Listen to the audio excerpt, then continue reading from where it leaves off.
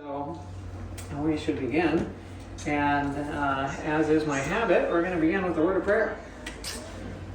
Dear Heavenly Father, thank you so much for your blessings and your good mercies to us, and we thank you for all that you have done and you continue to do, and we ask for you to continue to open our eyes that we might see the truth, and by the truth we might be free.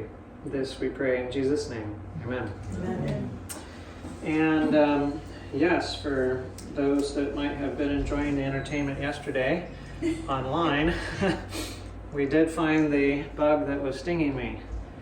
It's right here. I just found it on the ground just a minute ago. Those who are interested, we moved to Missouri in November to start, a new ministry and so on. I've been doing a lot of stuff previous to that time.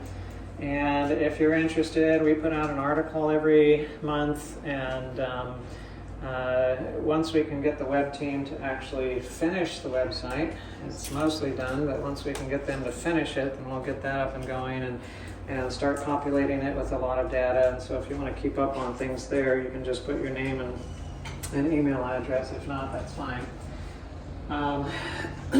Again, for those who may not know, my name is Mark Sandoval. I'm a physician, so I'm board certified in emergency medicine and lifestyle medicine, but I've spent much of my time in counseling, and that's almost all of what I do now, is helping individuals work through their personal relationship, interpersonal issues and so on as it relates to their health, because it does relate to your health. And there are very strong correlations between what happens up here and what happens in here. And so just as a review from yesterday, we were looking at the various different causes for dysfunction in the body, and those causes of dysfunction included inheritance, environment, chemicals, and the mind. And we went through, specific criteria for how you could determine whether it belonged to one category or another category, and we concluded that about 90% or so of the physical issues that we struggle with, diseases and so on, really has its origin in the mind. And we also saw that the mind functions well under the influence of truth, but the mind does not function well under the influence of error or lies. And looking at truth itself, we see that truth, you can have truth, but you can take many different ways of producing error. And error really is just essentially taking truth and turning it around or putting it in a different order, right? A new order. And there's all different ways that you can rearrange the truth into something that isn't the truth. Those that were here last night recognize this. You can put together a puzzle. This is the end of putting together a puzzle. And when you get done putting the puzzle together, well, you have something that makes sense. It looks, it looks nice. You take in information, which are the puzzle pieces. And as you put them together, it begins to make more and more sense, and eventually it makes something that really makes sense to you. But the question is, if you are in this situation, what happens if you put your world together and you find out that it's upside down? And you thought that you were right side up. Well, that could be a problem. And what we need is something that is fixed, that does not change, that we can use as our standard of evaluation. And there is a law, a universal law of function, a fundamental law, and that law essentially states that nothing exists or functions from itself, and that nothing exists or functions for itself. In other words, everything takes in information, or it takes in power, or it takes in resources, whatever it needs. You need oxygen, so that's one of the things you take in. You need food, that's another thing you take in. You need water, that's another thing you take in. You need, what else do you need? Love, right? So that's another thing that you take in. But you don't take in those things to keep to yourself. Imagine how big you would be if you kept everything you drank, you ate, and you breathed. Well, none of us would be in this room right now because it would be too big for any of us, because we have eaten far more food and drank far more liquids and breathed far more gases than you could fit in this room right now. No, you take, right? But you pass along, right? So as it comes to you, it's transformed in some way, and it's passed along, and what is passed along, other things will take that and live by it. Right? And we also then compared two of the prominent worldviews, compared them to this fundamental law. And those two fundamental or major worldviews are that of creation and evolution. And we saw very clearly that evolution does not fit or match with the fundamental law. And so if evolution is the basis upon which science then assumes or makes its assumptions, then its conclusions are not going to be correct because the assumptions are wrong. Right? And we saw that the creation worldview does fit actually quite well with the fundamental law and how things function. And then we saw that the root cause of disease is an error of the mind. Right? The root cause of disease is an error of the mind, and we said that, well, today we're going to be starting to talk about what is that error of the mind that is the root cause of disease. So that's our review, and now we're going to dive into the power of lies. The power of lies. So what is evidence that we might have a wrong standard? How would we understand or know that we have a wrong standard? And one of the ways that we can understand this is by how we respond to certain things. That response can give us an idea whether we have a proper standard or we don't. Now, one of the lies that you and I believe, and we grow up with this belief, this belief is perpetuated, and it's been perpetuated from generation to generation, is it's about me. Right? It's a lie. It's about me. Now, from this lie, it's about me, we have a response to that, and the response to that lie of it's about me is I take things personally. Because it's about me, or I perceive that it's about me, then I take it personally, whatever it was, whatever the it is. Right?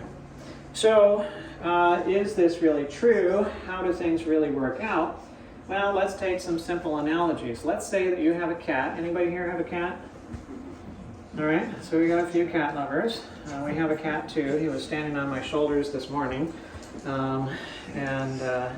He likes to stand on things and balance and so on. And so I was holding him, and then he was cuddling here, and then eventually he was on my shoulders, and I was petting him here, and then he was working his way down my shoulder, and so on.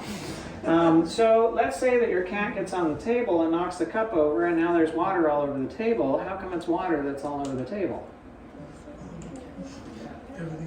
Left the water on the table. Okay, so let's say that you come along and you knock the table, and the table goes shake, shake, and the cup spills over, and now you've got tea all over the table. How come it's tea that's all over the table? Right. Or you live in earthquake territory, and you go shake, shake, rumble, rumble, and cup spills over, and now there's milk all over the table. How come it's milk that's all over the table? Or your friend comes over and they do the honors of knocking into the table, and the cup spills over, and now there's grape juice all over the table. How come it's grape juice that's all over the table? Okay. Well, it's not water because the cat knocked it over. It's not tea because you knocked it over. It's not milk because the earthquake knocked it over. And it's not grape juice because your friend knocked it over. It doesn't matter what knocks it over. The reason that there's water here, and there's tea here, and there's milk there, and there's grape juice there is because that's what was in the cup. Okay. So if the cat knocked it over and there was nothing in the cup, guess what would come out? Nothing, right? Nothing could come out of the cup if there was nothing in the cup. It can only come out if it's in there. Now, that's true for cups, but it's also true for people. What comes out of someone can only come out of someone because that's what's in someone.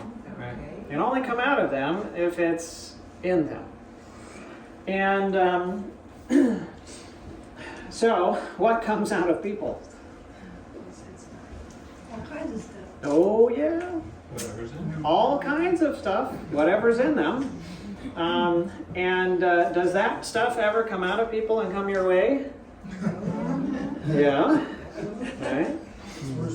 So, if it comes out of them and it comes your way, and it comes even with your name attached to it, and it's purposefully hurled in your direction, is it about you? No. Who is it about? Them. Because it couldn't come out of them if it weren't in them. So what somebody says and what somebody does, how they say it and how they do it, even if it's aimed at you, it's not about you. Because it couldn't come out of them if it weren't in them. It's about them, it's not about you. So, what we need to recognize is that what others say, what others do, how they say it, how they do it, it's not about me, it's about them, because it couldn't come out of them otherwise. You've perhaps heard the phrase, sticks and stones may break my bones, but words will never hurt me. Okay? You've maybe heard the other side, sticks and stones may break my bones, but words will crush my soul. Which is true? Okay. So let me make a hard to swallow statement. Nobody else's words can hurt you. Okay. Nobody else's words can hurt you. Only your words can hurt you. And somebody else's words can never hurt you until you make them your words. So, if you decide to eat rat poison, am I going to die because of that? No. No. The only way that I'm going to die from that rat poison is if I eat it myself. That's right. And if you're breathing out of the muffler of the vehicle and you get carbon monoxide poisoning, is that going to kill me? Well, no, right? Unless I go and I breathe it too. I am only harmed by that which I bring in. Because it can't harm me out there, it can only harm me in here. Right? And the same thing is true when it comes to words or thoughts or ideas. I can never be harmed by what somebody else thinks. I can never be harmed by what somebody else says. I can never be harmed by that until I make it my own. So, for example, you may have known somebody, you may have been that somebody, where when you were young, somebody says, well, you're just ugly. And they were sincere. Sincerely wrong, but sincere, right? And they just said, you were ugly. Right? Well, if you received that word, and then you turn around and you look in the mirror, and you go, I'm ugly. And tomorrow you look in the mirror and you go, I'm ugly. And 5 years later you look in the mirror and you say, I'm ugly. And 15 or 20 or 50 years later you still look in the mirror and you go, You're I'm still ugly. ugly. Right? You can't be hurt by what they think and by what they say, but you sure can be hurt by what you think and by what you say. So, Yeah, sticks and stones may break my bones, but words will never hurt me. Or sticks and stones may break my bones, but words will crush my soul. The question is, do you take the words and eat them and make them a part of you, or do you not? Now, I don't blame anybody for taking the words in and eating them, because that's our default. Right? That's our default. So there's not a blame for somebody actually believing somebody else's words and then repeating it to themselves and so on and so forth. But if we don't highlight the fact or the issue that their words can't kill me, it's only my words that can kill me, if we don't know that or understand that, then we're going to put the killing in the wrong space, right? The problem, we will believe that the problem is outside of us, when in reality the problem is something that is inside. Something that's inside. And if we believe that the problem is outside, then it's something that we're going to have to try to fix what's out there, which, how well does that go? You ever successfully been able to fix somebody else so that they weren't so much of a grump or whatever they were? Yeah, no, it doesn't work, right? So if you think the problem's out there, then you're going to try to solve the problem out there, and you're never going to be able to solve the problem out there, and you'll always have the problem. But if you recognize the problem's not out there, it's in here, well, then you've got to start working in a different location for the solution. And you can't fix it if you go to the wrong place. You've got to go to the right place in order for it to be fixed. And there's help that's needed along the way. So, let's say that you went to a comedy place, and there was somebody, a comedian that was up front, and they're throwing jokes all over the place, and they say, oh, yeah, oh, look at them, they're so ugly, you know, and so on. They keep going on, everybody laughs and whatever. So, do you take that and believe it? It depends. If you believe that it's a lie, that it's not true, you won't take it in. And you won't keep repeating it to yourself over and over again. But if you believe that it's the truth, you'll take it in. And now you'll start repeating it. Right? And then you'll hurt yourself with it. So remember, what others say, what others do, how they say it, how they do it, it's not about you, it's about them, because it couldn't come out of them if it weren't in them. But it's equally true on the other side. What comes out of you can only come out of you because that's in you. That's right. What comes out of you can only come out of you because that's what's in you. So it doesn't matter what somebody else says. It doesn't matter what somebody else does. It doesn't matter how many hours of sleep you got at night. It doesn't matter how much, responsibilities you have piled on top of you. It doesn't matter what the pressures or other types of things like that are. It just does not matter. What comes out of you only because that's what's in you. And if you think that what comes out of you because of them, or because of that, or because of the other, if only they had not been like that, or if only this situation had not been here, or if only that thing had not been, then I would not have responded this way, because my problem is there. If that's what you think, you'll never overcome. And you'll always blame it as something that's outside of you. You'll always be subject to circumstances, situations, people, and all that kind of stuff. And you'll never be able to have peace. Because you can't control what's outside of you. But if you recognize that what comes out of you because that's what's in you, regardless of what others around you say and do and so on and so forth, then you know the fix must be where? Inside. Fix has to be an inside fix. Of course, the question is how, and that's part of why we're doing this whole series, is to understand how. Right? So, do you need love?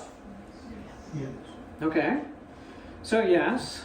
I'll ask again. We've got some different people. Anybody here not need love? All right. Good. We're still at 100%. So what's the definition of a need? How do you define something that you need? What's a need? Can't live without. Okay. So something you can't live without. So love is something that you can't live without. But it's also, a need is also something you cannot produce.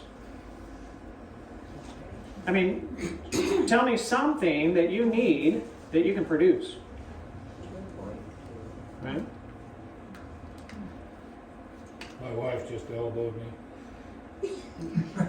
when you said that, because when we, early in our marriage, we'd go to the store and she'd say, I want this or that, and I always would come back and say, so is that a want or a need? That's always the question between a want and a need. That's true. Yeah? Well, it depends on which section of the store you were in.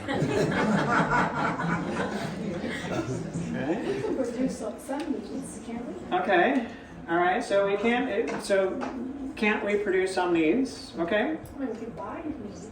Okay. You can buy needs. Okay. But did it come from you or did it come from outside of you? The thing you need, right? Can you produce, can you create that which you need? Okay, you can garden, but you didn't produce the garden. You had to go to where the garden was. And you didn't produce the soil, so you have to go to the soil that exists there. And you didn't produce the seed, right? And if you did, well, I could take it and stick it in the microwave and then bake it in the oven for a while, and I could give the seeds right back to you and say, okay, go make food. Right? So, Then you just eat the seed. well, you could. And a lot of the food that we eat are seeds, right? Nuts and seeds, grains, other things of that nature, right? So, if it's something that you must have, a need is something that you must have to survive, it is found outside of you, and it is something that must be brought in, but you cannot create it and you cannot produce it. You need oxygen, but you can't produce the oxygen you need to live by. You can get oxygen, and you can bring it in. You can take the oxygen that exists and you can concentrate it, put it into a container, and then you can go take it with you under the water or up in space and so on, and then you can release it and so on, and you can breathe it and you can live by it, but you didn't create it. You just got it, and you put it and you concentrated it and you organized it and so on. So everything you need is something you must have to survive, but it's also something you can't produce. So, do you need love? Yes. So, can you produce love?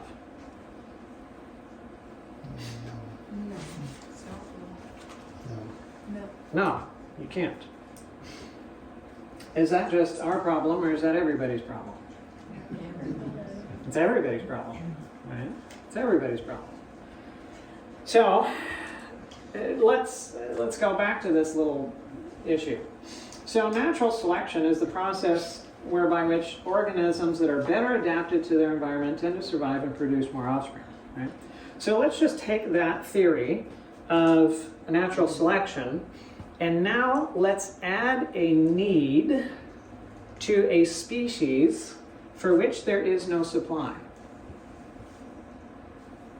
What's going to happen to that species? Extinction. Yeah, extinction. Right? So if you have a need and there is nothing to supply the need, you will die. Because a need, by nature, if you don't have it, you are going to die, right? How many people need love? Everybody, right? Every single person needs love. So what happens if you go to somebody who needs love to get the love you need?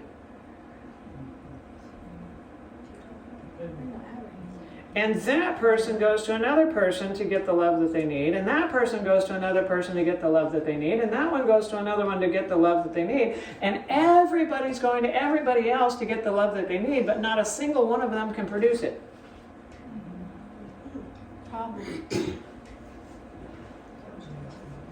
What would happen with the species if there was not a source? It would die. Right? Now, we know that humanity has needed love for a while, you know. I mean, Sanskrit writings and back in ancient Egypt and so on. I mean, we've got writings from several thousand years ago and so on. And we know that individuals needed love back then, but we're still around a few thousand years later.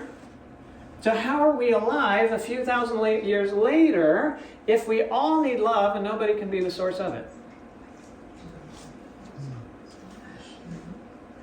Well, there has to be a source. Yeah. And the source is not people. Right? God. Right. So, what kind of love do you need? Do you need a love that is full or incomplete? Do you need a love that is constant or intermittent? Do you need a love that is unselfish or selfish? Do you need a love that's personal or impersonal? Okay. So you need a love that is full, that is constant, that is unselfish, that is personal. What will happen if you believe? You can find that here. They It's disappointed. going to be disappointed.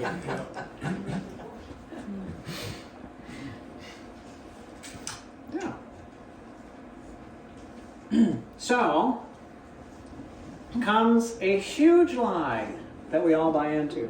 It's a huge lie that we all buy into. I need love from another person.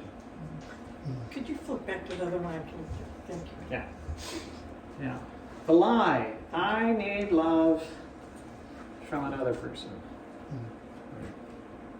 So if you believe that you need love from another person, what are you going to do? Try and get the from them. You're going to try to get the love from another person. That's right. And that's not going to turn out so well in case you haven't lived long enough to figure that one out. Most of us have, a few of us haven't. They're still in the hopes of finding love in someone else, and the rest of us have figured out that doesn't work. So imagine that you have a neighbor, and that neighbor is one of those neighbors. And, so they come over and they're knocking and they're asking for something, and they want some eggs, and they come out later and they want some milk, and they come back later and they want some flour, and they come back later and they want some sugar. And they come back later and they want a bowl and a spoon.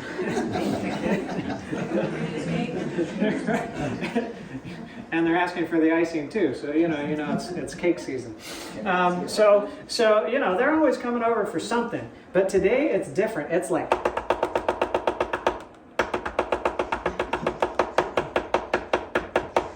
and you can't ignore that one. So you go to the door, and there they are, and desperate. And what's going on? Well, they found out that their child has come down with a rare condition. And they always knew something was, for a little while, that something was wrong, but they finally got it diagnosed, and it's a terminal condition. It's universally fatal, and the doctor's advice is get your bucket list, go do it now, get on hospice, and so on. Wait for the inevitable. Well, they're not really that kind of person. They're persistent. Obviously. And so, they're so persistent, they go beyond the first page of search items on Google. And they actually get to page number 2 or 3 or even 300, and then begin to find things that are not mainstream. Anyway, so So they have been looking, and they found that there is this center often, where should we put it? Mexico, okay, that's fine. In Mexico, right? This center is off in Mexico, and this center has figured out how to treat this condition, and they have about a 50% success rate. I mean, that's huge compared to universally fatal. And this individual, your neighbor, would like to take their child to that center in order to have treatment. This part of Mexico, however, doesn't take any insurance or anything else like that, and since you're not a native of the country, then you don't get any assistance from that standpoint, and in fact, since you're a foreigner, then they're going to charge you everything up front in order for treatments, and it's only going to be $5 million.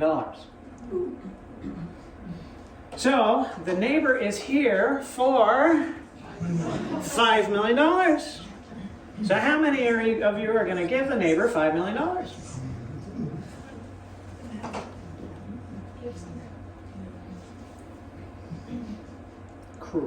Cruel people. Absolutely heartless.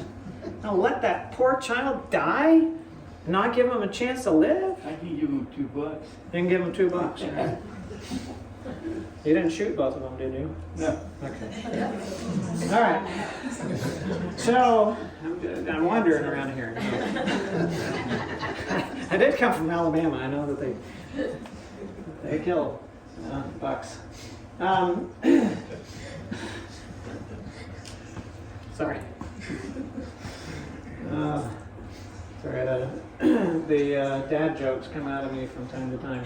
All right, and then I lose my track of, I lose my train of thought. So, Can't give what we don't have. yeah, that's right. And when it's gone, and you got to wait until it comes back. Where was I at before? Can't give the $5 million. Yeah, I know.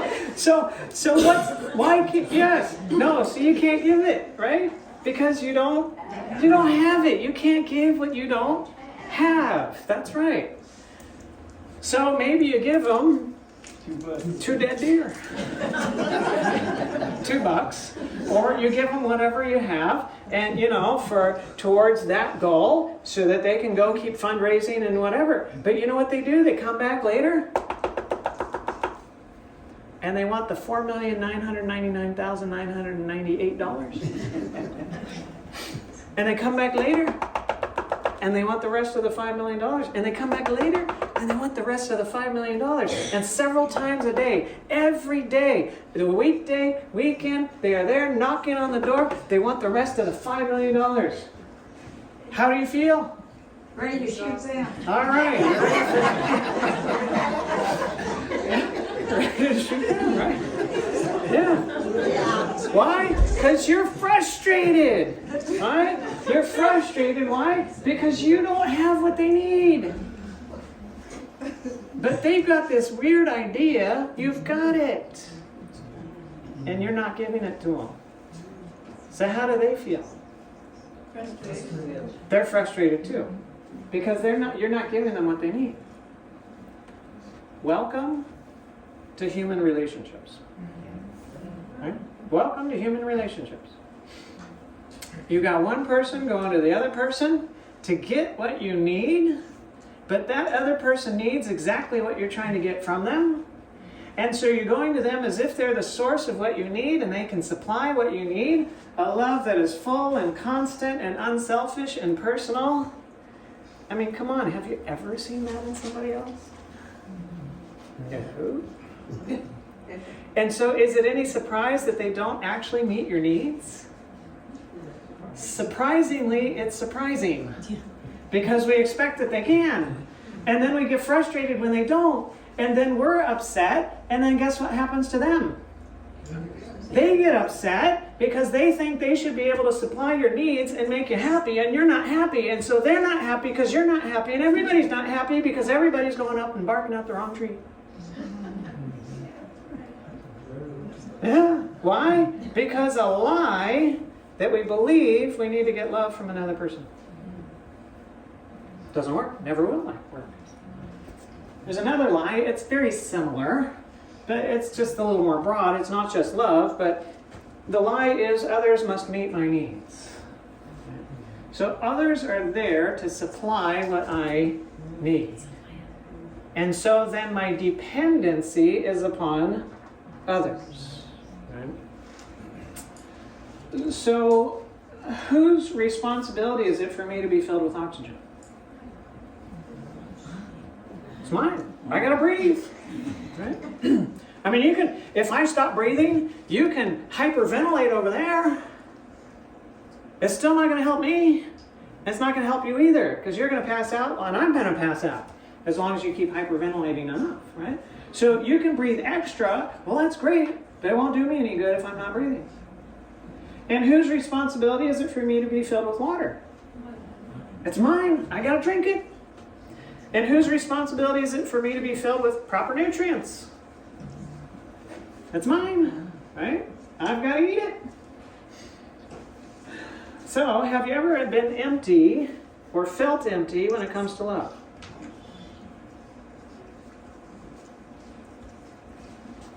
All right, my hand's up. Yeah? Yeah? Me? Yeah? So, whose responsibility is it for me to be filled with love? Is it mine? Okay, but where do I get love from? That's full, constant, unselfish, and personal. Show. Yeah. There's only one source. And it's not your spouse, your parents, or your child, or any human being.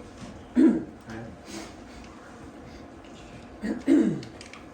Although, interestingly enough, he put humanity on himself. Right? And offers love freely. There's only one source for the love that you need. And that source is exactly the love that you need. Right? Full, constant, unselfish, personal. Exactly the love that you need. So, as we talked about yesterday, when we evaluate information or anything that's out there, we must have a standard. We must have a universal standard by which to evaluate that by. And as we were looking at previously, we saw that there's the universal standard of the fundamental law. Nothing exists from itself. Nothing exists for itself. Everything takes in order to give. So, let's look at that in a different form. In the Bible, it says, to the law and to the testimony, if they do not speak according to this word, it's because there's no light in them. So the Bible is pointing to us to a standard that is a law. Laws do not change. Right? It's something that is fixed, unalterable. And what law is it pointing to? Well, it says to the law and to the testimony. Both of these actually are referring to the same thing. Because you have the law of God, and then you have the thing that the law of God was put into. It was called the ark, right? What was one of the terms for that ark? The ark of the covenant, right? But another term for it is the ark of the testimony. The ark of the testimony. So that law is a fundamental law. And just like that fundamental law of nature that we've looked at that has two parts, it has two parts. It was put on two stones.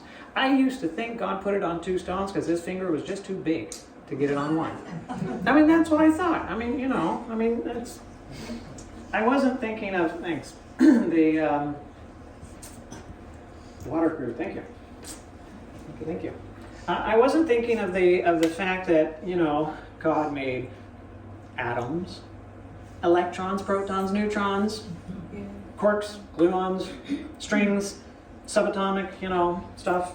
But I was just thinking, well, God's finger is pretty big, and so he couldn't get it on one stone, so he put it on two.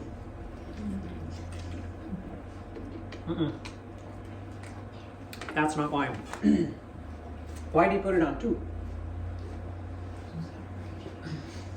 Because one set of the law has to deal with one aspect of love, and the other set of the law has to do with another aspect of love that we need. Now, thou shalt have no other gods before me, thou shalt not make unto thee any graven image, thou shalt not take the name of the Lord thy God in vain, remember the Sabbath day to keep it holy as if we'd forget, honor your father and your mother, thou shalt not kill, thou shalt not commit adultery, thou shalt not bear false witness, steal, thank you, thou shalt not bear false witness against thy neighbor, and thou shalt not covet. So, 8 of those 10 commandments begin with the phrase, thou shalt not. And essentially, all of those 8 commandments that begin with thou shalt not tell us, don't take from here, don't take like this. Don't take from false gods, don't take from representations of him, don't take taking my name, Christian, and live like the devil. Don't take your life from here, don't take your intimacy from here, don't take stuff from here, don't take your identity from here, don't even think about taking from here.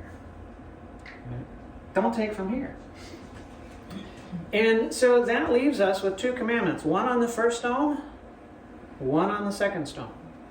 That 4th commandment is an interesting one. It says, remember the Sabbath day to keep it holy. 6 days you shall labor and do all your work. 7th day is the Sabbath of the Lord your God. And in it you should rest, right? Not work and so on and so forth. And then it says why. Why does it say not do that? Because of creation.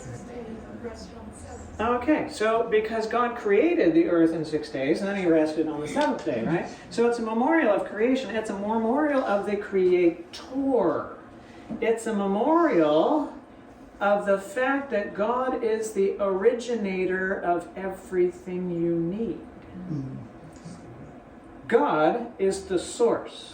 Right? The 4th commandment is in essence telling us, all right, where are you going to get everything from? It's the Creator, it's God himself, he is the source. And that Sabbath commandment was a commandment of rest. Are you rested when you're suffocating? No. Are you rested when you're starving? No. Are you rested when you're thirsty? No. You are rested when you are full. You are rested when you have supplied the need. And now you're satisfied. Now you can rest. Sabbath is a memorial, a remembrance that God is your source for what you need, and you have come and taken from him so that you are full. Now you can rest.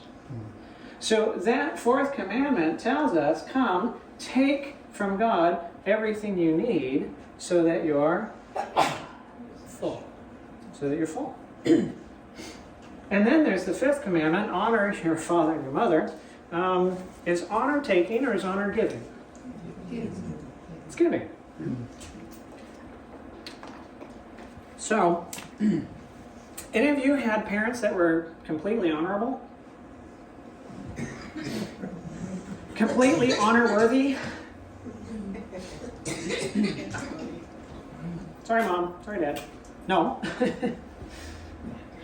No. So, are you to honor them because they're honorable? No. Why do you honor them? Because they're your kids. Shady life. Okay. All right. You honor them because of what's in you. Now, if you don't have honor in you, can you honor them? No. So if you treat them with dishonor, what does that show? You don't have honor within you. Now, how do you get honor within you? Does it just come, there it is? Oh, great. You take it from over there. Oh, okay. So who has honor? God does. How much honor does God have? Infinite honor. So what do? You come to God and you take honor. Now you have honor, and guess what? Once you have it, you can give it. That's right. And it doesn't matter what they're like, it doesn't matter how they treat you, it doesn't matter how they behave, and so on and so forth, because you don't do what you do because of them, you do what you do because what's in you. It can't come out of you if it's not in you, but it can't get in you if you don't take first. So the commandments, the 10 commandments, show us that we need to first come and take everything that we need from God, and then give it away to others. Take it from Him, give it away to others. Now, the one that you take from, you are dependent upon. You're dependent upon the one you take from. Right? It's like you're going and looking for country property. And you found this really nice place. Wow, look at that! It's just amazing! And it's obviously great agricultural land, because look at all this stuff that's growing around there and so on. And look at those nice mountains, and you've got this nice pure water that's going through here. And let's just imagine that, water's coming down from the mountains and coming this way and going down into the valley. And there's a farm up there, and there's one in the middle, and there's one downstream, and the one in the middle is for sale. And it's just the right price. So you buy it, and there it is, it's yours. And you can set up hydroelectric power, and you've got enough water pressure to run your shower on the second floor, and it's all nice and clean, and you've got nice happy people and nice green plants, and all things are going well, and you can even plant some trees by the water and hang a hammock in between them and enjoy the time there. It's just beautiful. Oh, praise the Lord. And one day, your neighbor downstream from you decides they're going to start this manufacturing thing, and they suck all this water out of the creek down here, and then they dump all this stuff in down below it, and it goes on down to the valley. Does that directly affect you? No. It doesn't directly affect you. Okay?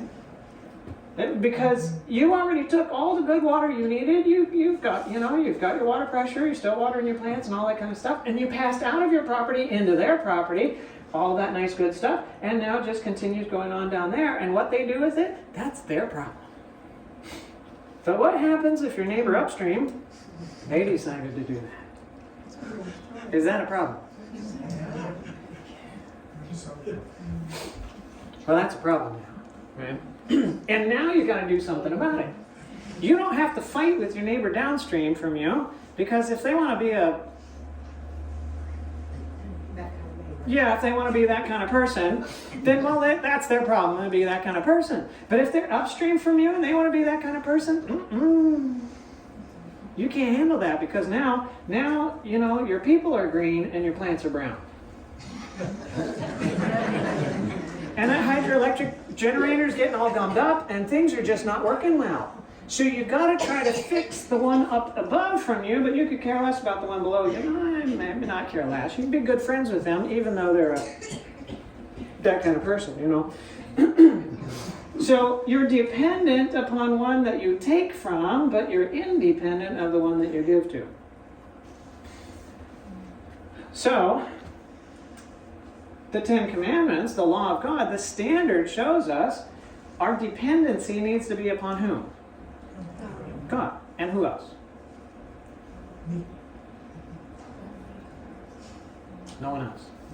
God. Dependency upon God. Source? God. God and God only. Okay? What's the purpose for people relationships? To give. To give. Not to take. The taking is for God. From God. The relationship with God is a relationship of taking. We have it completely backwards. I think the whole world has it backwards. Everybody is trying to take from others, and everybody's trying to give to God. It's backwards. It will never work that way. Never has, never will. It can only be a taking from God so that you fill and you're joyful and you have the love that you need. Now, it's not a problem to love others because, right? Because you got it, And if you take a love that is selfless, then you're going to give a love that is selfless. Right? Right. If you take good, you're going to give good. But if you take bad, you're going to give bad. The giving is not the problem. Right? If you got a problem with a bad mouth, that's not the problem. If you got a problem with being stingy, that's not the problem. If you got a problem with getting angry, that's not the problem. That's only the manifestation of the problem. The problem is not what you do, because that's down here. The doing is down here. The problem is not what you do. The problem is, what do you take? What do you take? If you take bad, you can't help but give bad. And if you take good, you can't help but give good. So the problem is never the giving. The giving only is the manifestation of the problem. The problem is always the taking. So the law of God shows us that we are to take to give. And that is love. Love is taking from God as my source and giving to others. Dependent upon Him, selfless love to others. Have you seen that phrase before? Take to give? Where'd that come from? Those of you that have been in the meetings yesterday and the day before? It's the fundamental law.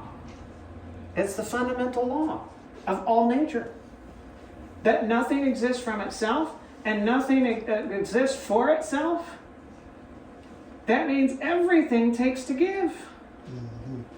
What is the fundamental law of all nature?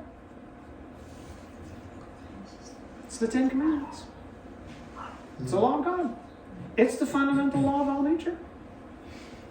And yes, it has physical implications. It's the basis of all physical laws, like thermodynamics and the law of cause and effect that we talked about previously. And it is, as I like to call it, the law of life. Right? The law of God is the law of life. It's the law of love too. Right? It is the basis of everything. And it's the standard by which we must evaluate everything else to see whether it's true or not.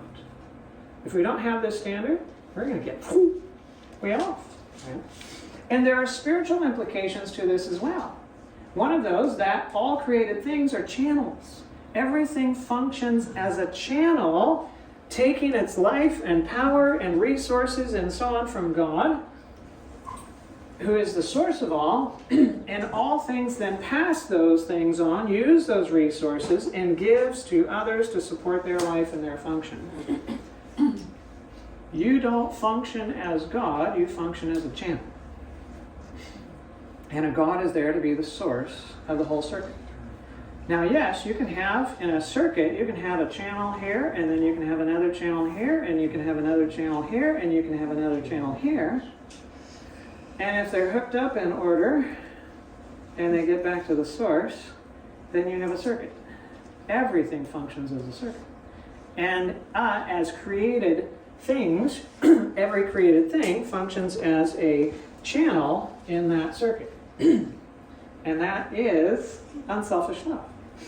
So let's take that law as the basis of our evaluation now of information. And we're going to take a really common Bible text, and we're going to now use the law to evaluate it to see what it means. Because most of us don't, and we get it backwards. So Matthew 22:37. We are going to evaluate Jesus' words, see if they're right. But see how we understand they're right compared to the law. You shall love the Lord your God with all your heart, with all your soul, and with all your mind. This is the first and great commandment. And the second is like it, you shall love your neighbor as yourself. Familiar? Recognize that one? Yeah. What does that mean? What does it not mean? What is the love the Lord your God mean? First part is the Commandments. Okay, the first part of the Ten Commandments. Okay. What I had always interpreted this to mean was I need to get one end of my hose and water God with it. And, there's a second one. You shall love your neighbor as yourself. So I need to get the other end of my hose and water my neighbor.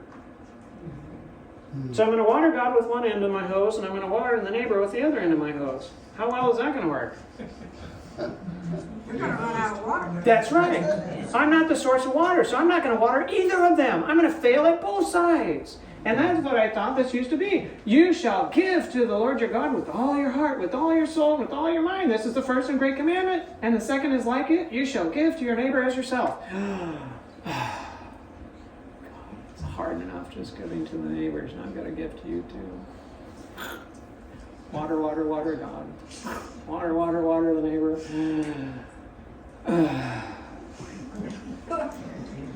So exhausting. Well, what does the law say? Is this, you shall give to the Lord your God with all your heart, with all your soul, and with all your mind? You should take from the Lord with everything your heart needs. Take from the Lord everything your soul needs. Take from the Lord everything your mind needs so that you're full. And now you can't help but give it away to your neighbor. That's what it means. Come to God. Take all you need. I mean, come on. How long did God exist before you were created? For eternity. Right. So, did God get along okay before you came along? I mean, was he like for all of eternity, like, oh, I can't wait until Mark comes along? And once he comes along and then he starts praising me and serving me and all that kind of stuff, then I'll be okay. Oh, Frank, thank you. He's finally alive. Now I can be okay. Is God like that? No. Does he need your praise? No. Does he need your service? No. Does he need anything from you? No, he doesn't. He didn't create you because he needs something from you. He created you because he wants to give to you. So that he can serve you. So that he can supply your needs. So that he can give you what you want, what you need. Not all that you want in sinful condition. So, as we evaluate information, whether it's natural or spiritual, we must interpret it, not by our own standard, but by the law of God, the law of life, unselfish love. And if we consistently use the law as our standard to evaluate things by, then we will accept the truth, we will reject the lies, and we will all come to complementary conclusions. We might not all be looking at the same part of the puzzle. That's okay. Some can be looking over here and others can be looking over here, but when we put it all together, it all fits. It all fits. And there will be no contradictions. All right. So let's say that you've been fasting. And you've been fasting for a whole week. You did a whole 7-day fast. Water fast. So all you had was water for this whole time, and now you're going to break your fast. And there's this buffet in town, and it's a healthy buffet. And it's not like the other buffets. It's a healthy buffet. And everything in there is good for you, and it's got 200 plus dishes that are in there, and it's got all sorts of salads and toppings and dressings and hors d'oeuvres and entrees and desserts even. Come on, Yes, you can have good desserts. And so you go there and you pay at the door and you get your plate, spoon, fork, knife, and all that kind of stuff. And you go through line and you're like, okay, well, I need to survey everything first because I'm not going to get 200 samples of different things. So you look through and you smell this and you look at that and you drool over it. You try not to drool on, but the different things and you're like, oh, I want that. Oh, no, I want that. And oh yeah, I want that too. And oh yeah, peach cobbler. Right. Yeah, I want that. All right. And then you do something curious. You leave your tray and your plate and your bowl and spoon and fork and knife and everything right there, and you go walk outside.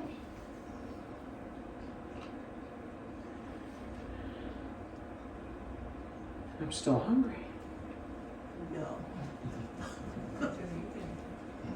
I'm going to sue that restaurant. Think you'll get very far? No, you're not in California yet. Sorry, watching from California, I'm sorry. But, yeah.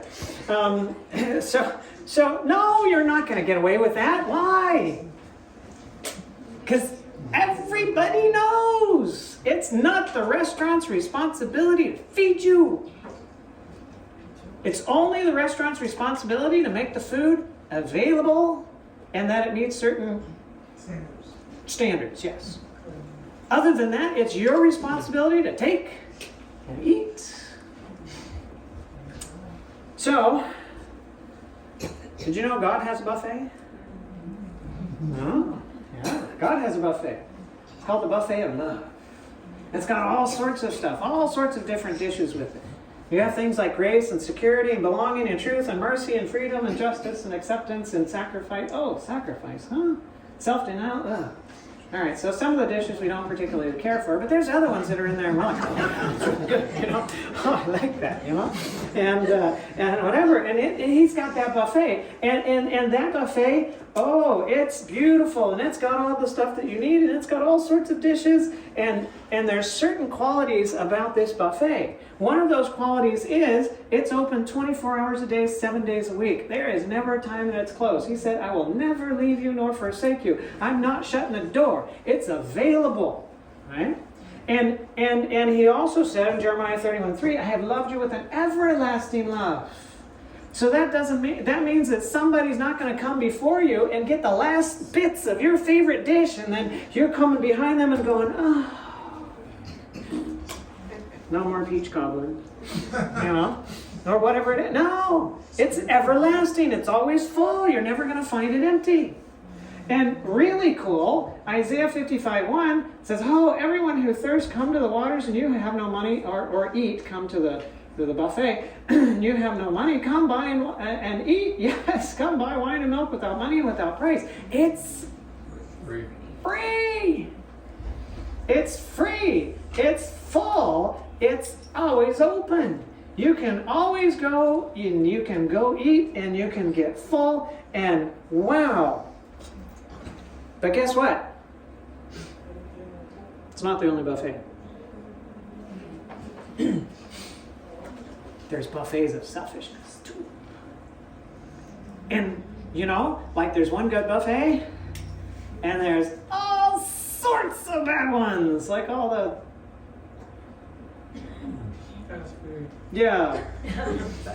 fast food places and so on that you find all over the place, right? And these are on every corner, and you can find them everywhere. And it's got some pleasing dishes to it, right? You can find some power there, and some pleasure, and some popularity, and possessions, and positions, and all that kind of stuff, and that's attractive. But it comes along with other stuff too, like fear, and control, and manipulation, and injustice, and lies, and betrayal, and rejection, and all of this kind of that we don't care about. You ever heard the phrase, you are what you eat? Yeah. It's true on a physical level. You know, you say you eat an apple, and you go through the whole digestion process. Hopefully you use your teeth a little bit. And then things get broken down and into simple sugars and other things like that. It gets incorporated into the bloodstream, goes around, and then, some of the cells are going to go, oh, I want that, and I want that, and I want that, and then it becomes a part of your cells and cellular structure and so on. So yes, that happens, and it happens over a period of time. It's not like, right away. But when it comes to spiritual things, it's like that. Just like that. Well, have you ever had a situation where you were having a good day, and you came home and you met Mr. and Mrs. Grumpy at home?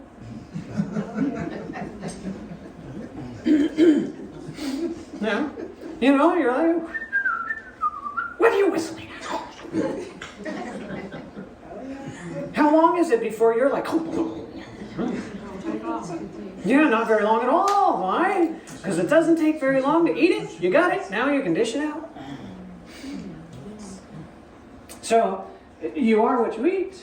If you're eating off of a buffet that has lies, guess what? You're going to lie. If you're eating from a buffet that uses fear, well, guess what? Yeah, you'll be afraid, but you'll also use it as a tool of manipulation too. If you're in one where there's control or other things like that, you're gonna manifest it as well. What you eat, you become, and then you're gonna dish it out. Now, though there is the buffets of selfishness all over the place, that's like whenever you run into anybody, the buffet of God's love is always available. And we have a choice whether we're going to take from one or we're going to take from the other. And before you beat yourself up for ever having eaten on this buffet, recognize that this is default. Right? This is default. This is how we're born. We are born eating from this buffet. There is a transformation that has to happen before an individual can begin eating from this buffet. You've got to know that it's available. You've got to then make a conscious choice in eating from here rather than from eating from here, and so on. And there's a little bit more that goes into it, which we'll continue talking about later.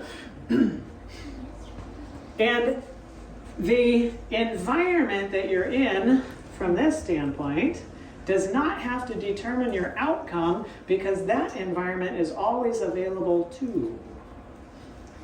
It doesn't matter what people are like around you. Now, that provides a buffet for you to eat from. Sure. But you have the option to eat from here or to eat from here.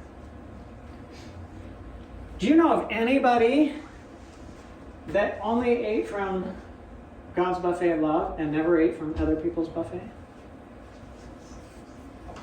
Yeah, who was that? Jesus. That's right. Jesus ate from his Father's buffet, never ate from the buffet of others. You know, you can never be manipulated by someone that you don't eat from their buffet. You can never be manipulated by someone whom you don't eat from their buffet. You can only be manipulated by them if you eat from their buffet. Could Jesus be manipulated by others? No, because he never ate from their buffet. He could only be controlled by his Father, because that's the only buffet he ate from. Now, is there some scriptural proof for this? Yeah. John 2:24 and 25. Jesus would not entrust himself to them, for he knew all people. He did not need any testimony about or from mankind, for he knew it was in each person. Jesus didn't eat from their buffets. And he ate from his Father's buffet, and his Father said, "This is my Son whom I love, with him I am well pleased." Oh, is that a nice buffet to eat from? Yeah. I love you. I'm well pleased with you. You're mine.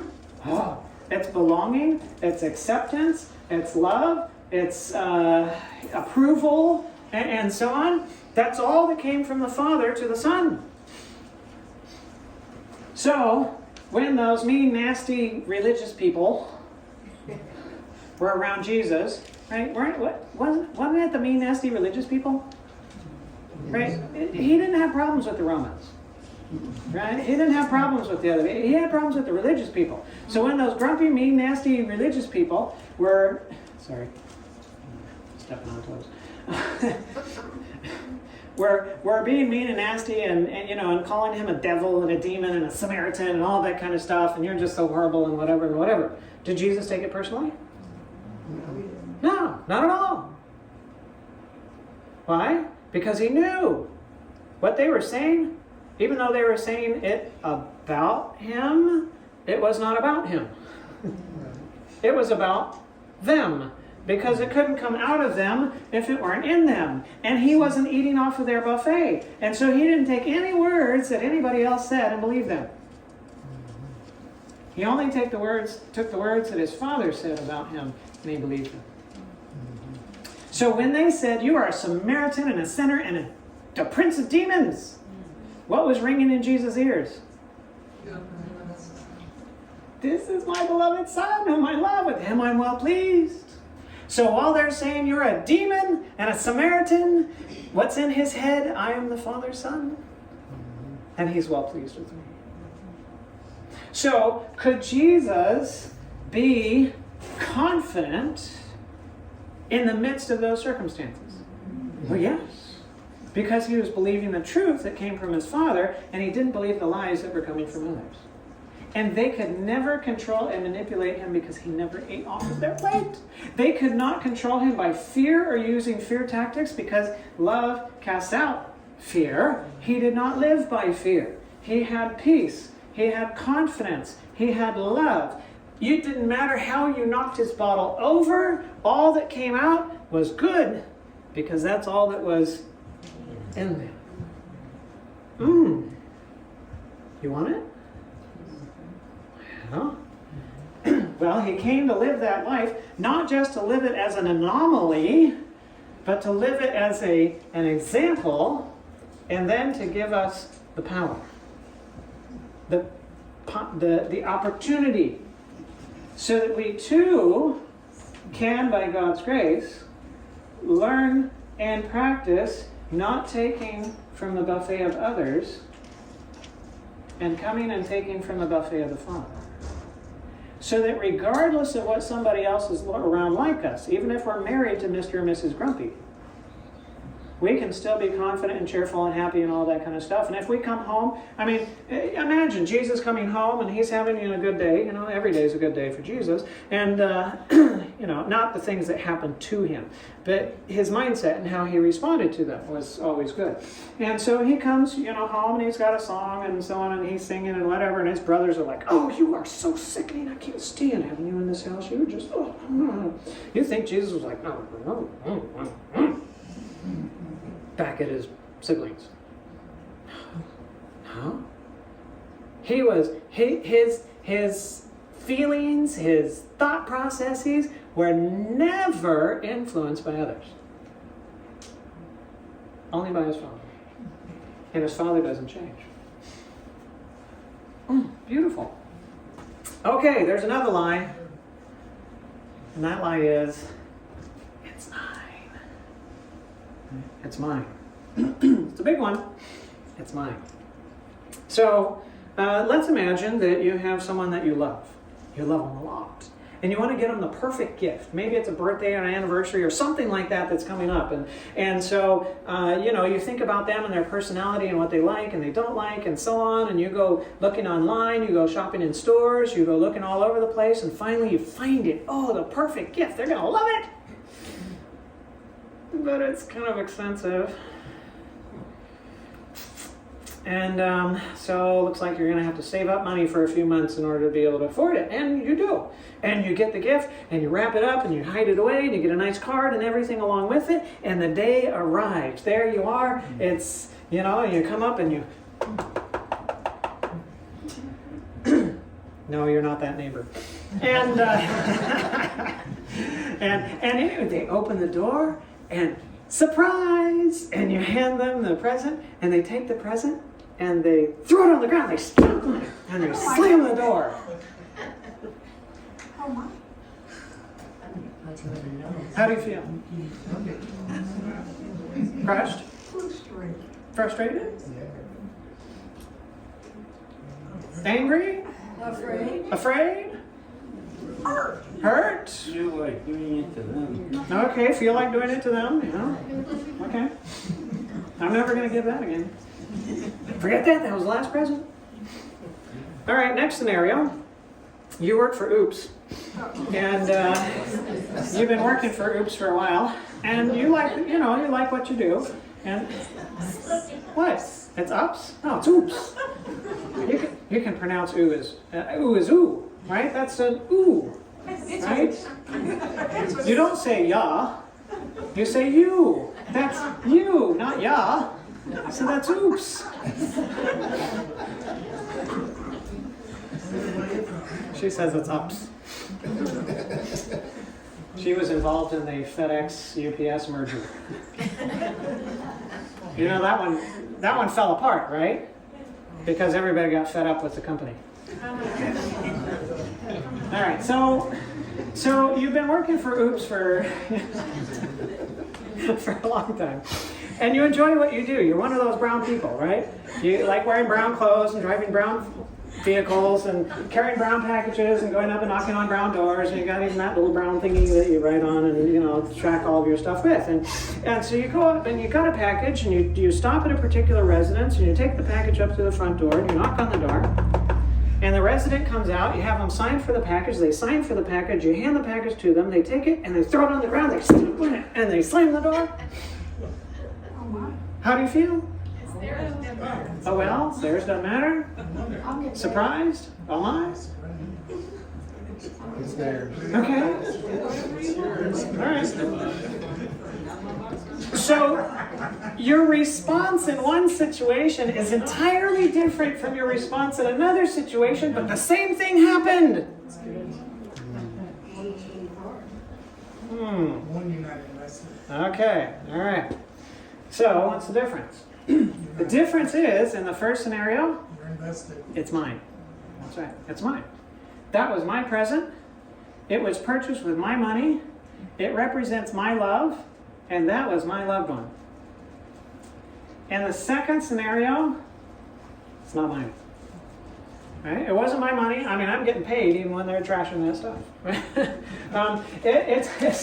It's not my present. It's not my money. That's not my loved one. And right, and it doesn't represent my love. It's not mine. So in the first scenario, you are frustrated, you're upset, you're angry, you're crushed, you're hurt, you're all of this kind of stuff. Why? Because you're the owner. It's yours.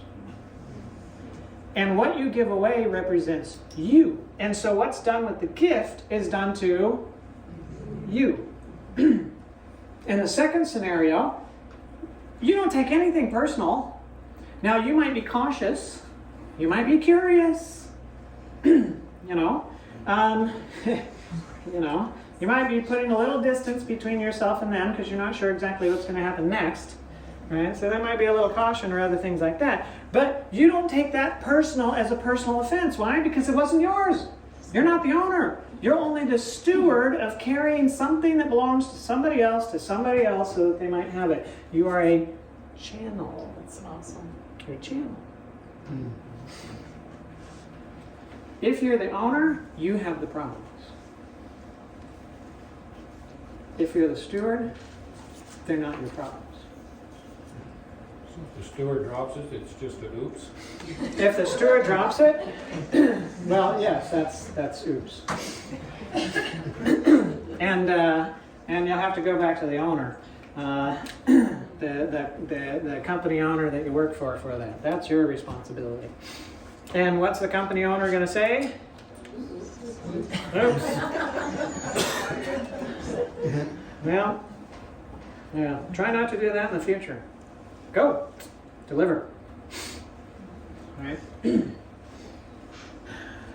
Now, there's another issue, another thought process here. And one of the reasons why we take things personally in the first scenario is because we didn't receive what we expected.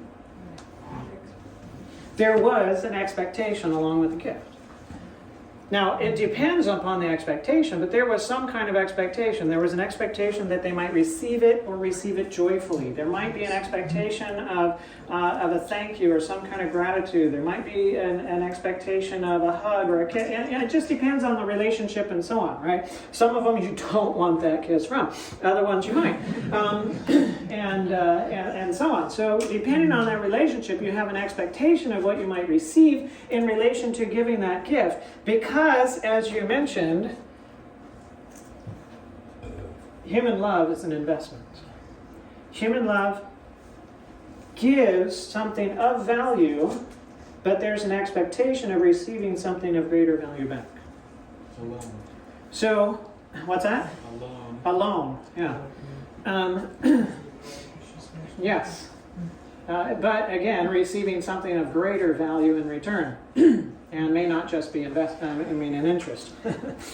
And so you might give teddy bears, but you're looking for acceptance. You might give flowers, but you're looking for belonging. You might give time, but you're looking for harmony. Right? Or other things of these nature. Why, that nature. Why? Because harmony is more important to you than money. You will spend money in order to have harmony. You will give away things in order to have love. Because love is more important. And so we give with an expectation of receiving. And you've heard the phrase, no strings attached, right? Yeah. Well, in human love, there's no such thing as no strings attached. There's always strings attached. In human love, there's always an expectation of return. For example, Fred moves into your neighborhood. Now, I don't know who Fred is, but anyways, Fred moves into your neighborhood, and sorry. All right. So Fred just moved into your neighborhood, and you don't know who Fred is.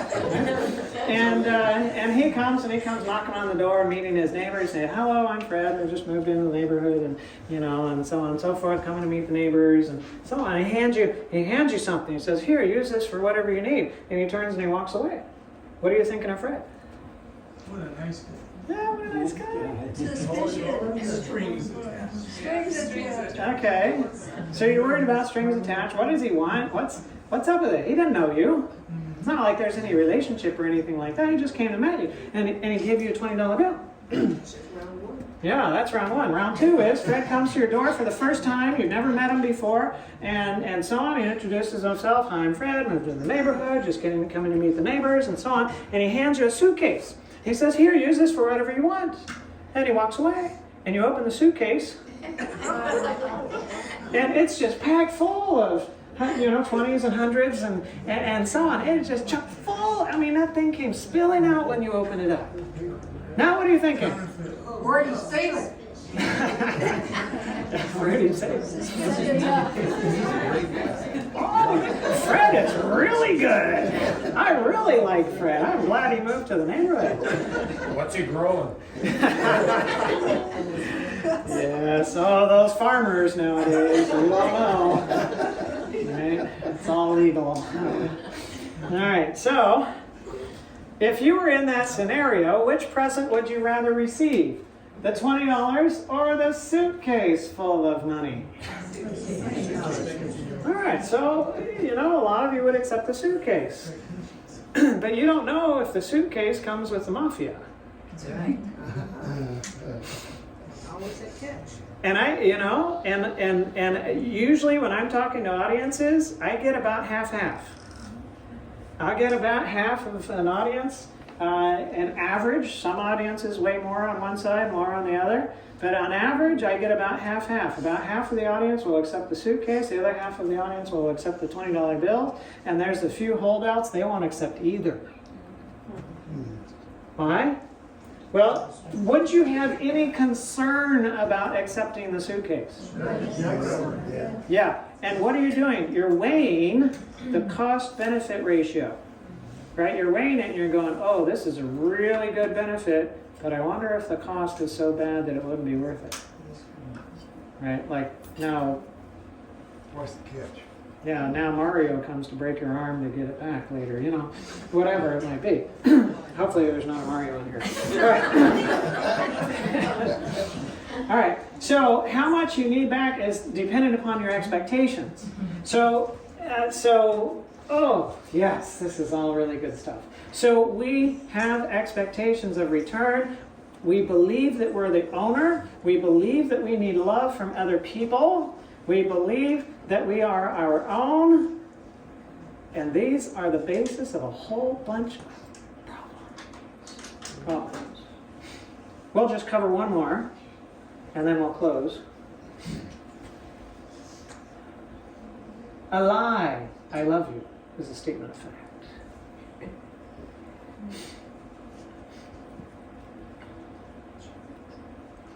And do you believe that I love you is a statement of fact? At that time. It could be either one. thought so. I sure thought so. I thought it was a statement of fact. Yeah. Could be I love what you say or do. Oh, okay. I All love right. you. I love what you can do for me. So you tell somebody, I love you, and they say, okay.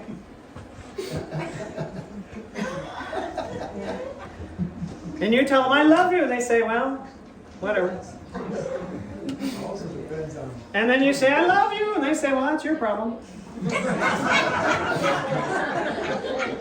And every time you say, I love you, they come back with some kind of response like that, like, How long do you say I love you? Not long. Yeah, not very long, right? Why? Smack them. I love you. Whatever. I thought you said you loved me.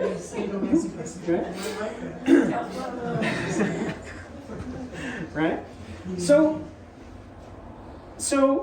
if it was a statement of fact, it wouldn't matter whether they believed you or not. It wouldn't matter if they accepted it or not. You're simply telling them what's true. I love you. They're like, whatever. Well, that's whatever is. I love you. Right? If you would stop doing it because it's not working, then you know what I love you is? It's a fishing trip. That's right. It's a fishing trip. I love you is the bait on the hook.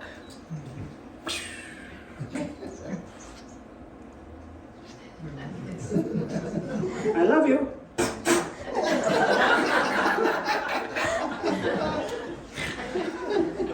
Right? Isn't PS an afterthought?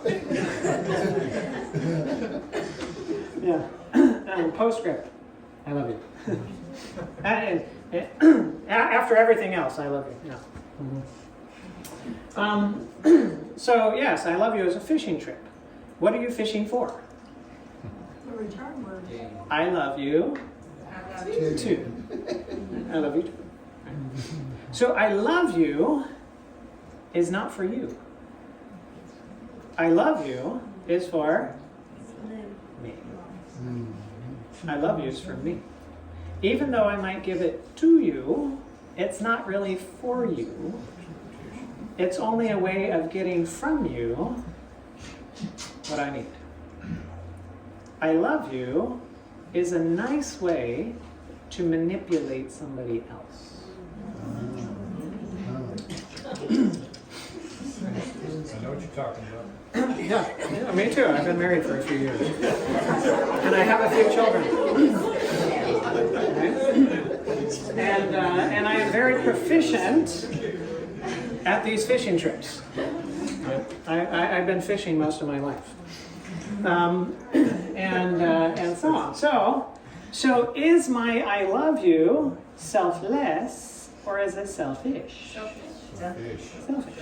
Yeah, selfish. Go fish. Human love that invests in others, that might be very generous and give and say I love you and give jewelry and rings and other types of things like that, it can still be completely for me, even though I might give to you. And if it is, it's going to turn into a whole big heap of hurt and chaos and mess in a little while. If I go into a relationship so that, let me go back to one of these pictures. If I go into a relationship so that my partner can meet my needs for the rest of my life. So you marry your spouse so that they can be your banquet. And you can just feed, feed, feed, feed, feed, feed, and feed for the rest of your life. Isn't that such a lovely thought? Not if you're the partner. Because that means they're just going to eat you, and eat you, and eat at you, and eat at you, and eat at you, and eat at you for the rest of your relationship. And you promise them until death.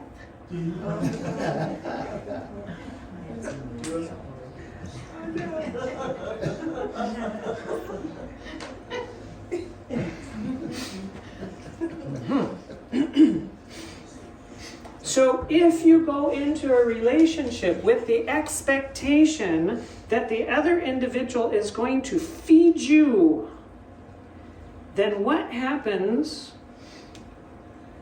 when they don't show up? You're disappointed. You're hurt. You feel crushed, right? Abandoned, rejected, other things of that nature. Buy your own meal. Yeah. You buy your own meal and then go kill another buck.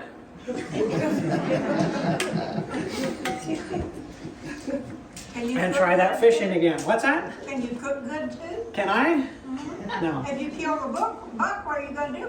Well, I've killed quite a few bucks, but they were green. I never could get the brown ones.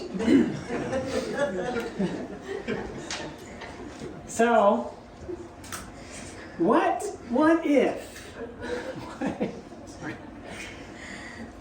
if you actually went into a relationship with the expectation of giving, of being the waiter or the waitress for the rest of your life? Now, you're not the cook. You're just taking the food from the cook and you're delivering it to them. And if they need more, you come and you deliver more.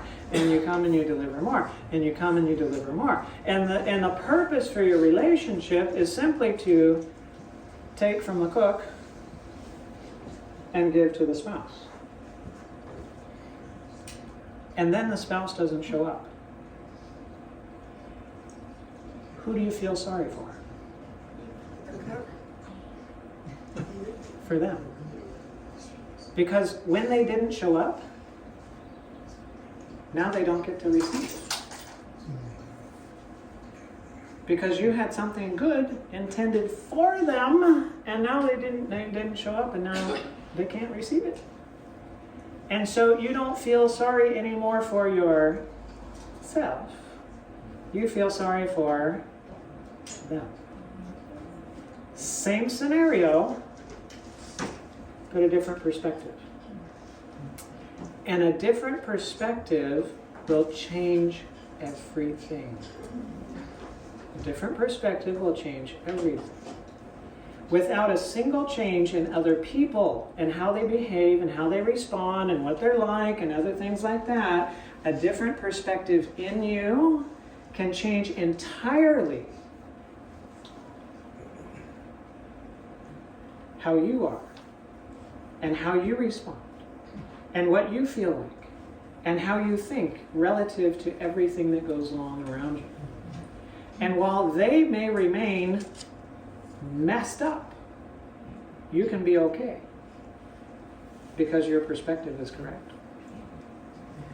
And that's what we need to get into. How do we get there? What does that look like? And right now we're not even going to go into that scenario, but that gets affected by this too. All right. Q&A time. All right. Any questions? Yes. I wrote them down. And I'm thinking, when children are born into the world, they are born without the capacity to grasp love from God. So they're born into the world, and their source of love and who supplies their needs are these other human beings. And so it's natural, like you said, this is the default. It's natural that you grow up thinking, well, it's my mother and my father, they gave me everything, so why shouldn't these people? And so making the transition from human love to spiritual love is a huge leap when your whole life has been dependent on other people. Yeah. You know, and it's a big leap. Yes. And it's a lot of disappointing valleys to realize my parents aren't perfect. Egads. You know, they don't really love me like I need to be loved. Right. And so it's a big, big thing. Right. And So let me tackle that one because I said we've got 3 minutes left. oh, Before I think the live feed needs to go down. And and whatever.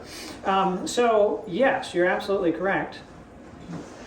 Children will first latch on to the most and the closest and the most intimate relationship, and they will take from that. Primarily it's mother. Right? Primarily it's mother. Father enters into that as well, as long as father's around. And then others, and then it spreads out to other family members and so on as the child grows. One of the privileges of a parent is to train a child while they are growing to detach from the parent as that source and to redirect them to God as the source. Now, most parents don't know that. Most parents aren't doing it. And so the child remains attached to mother, primarily. And guess what happens later on when child is now an adult, mother is elderly, and mother dies. Now child falls apart. It shows up as disease. It shows up as other types of things like that. Why? Because the physical umbilical cord was cut a long time ago, but the spiritual one never was. And so mom was always the source that you went to, and now mom's not there.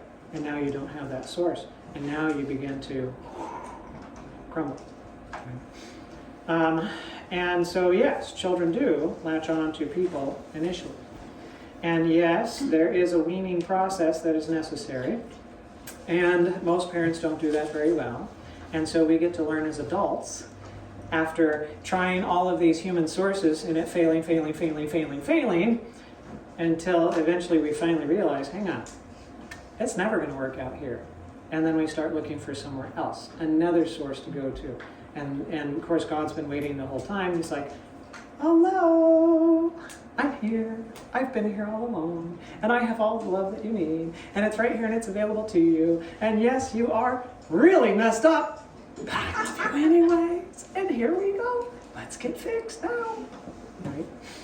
So, praise God for that. Anyway. You had a, well. The second one. Yeah, was, second one. That the children are, because they're so empty in a sense, whoever gives them that sense of self can inculcate these bad views of themselves. You're ugly, you're stupid, you're worthless. And I guess the same thing. It's natural that they accept this because they don't have the capacity to differentiate at all. Yeah, absolutely. So they believe whatever they're told, and that becomes truth to them because that's what my mother thought, my father thought. Absolutely. Yeah, absolutely. And that's why I say I don't blame anybody for having a mixed up worldview. There's no blame for that. But if we don't recognize that we have one that's mixed up, then we're never going to look for something better. We're never going to change. We're never going to improve. We're never, it's always going to be the same old, and it's always going to be the same problems. And the fix can't be out there because we can't fix what's out there. The fix has to be in here. And when the fix is in here, then everything out there can remain chaos. And just like Jesus, we can have perfect peace and love in the midst of enemies and horrible surroundings. And that's exactly what he wants for us. The question is, how do we get there? And that's what we're going to continue going over. Next meeting is Monday, 6 p.m. Monday, 6 p.m., same place. Tuesday, Thursday, Friday, and then Saturday at 1 p.m. here again. And we'll continue walking through these things. I'm going to pray so that people can go if you want to, and if you have more questions, you can ask me directly. Dear Heavenly Father, thank you so much for your blessings. Oh, Lord, we're a mess. We really are. And so many lies that we believe, and so many ways that impacts our lives. But you're not deterred by that. You are infinitely patient, and you have all power, and you are a loving God, and we thank you for that. And Lord, we just ask you, help us to open our eyes that we might see things from the right perspective, and in that perspective to be free. This we pray in Jesus' name. Amen. Amen.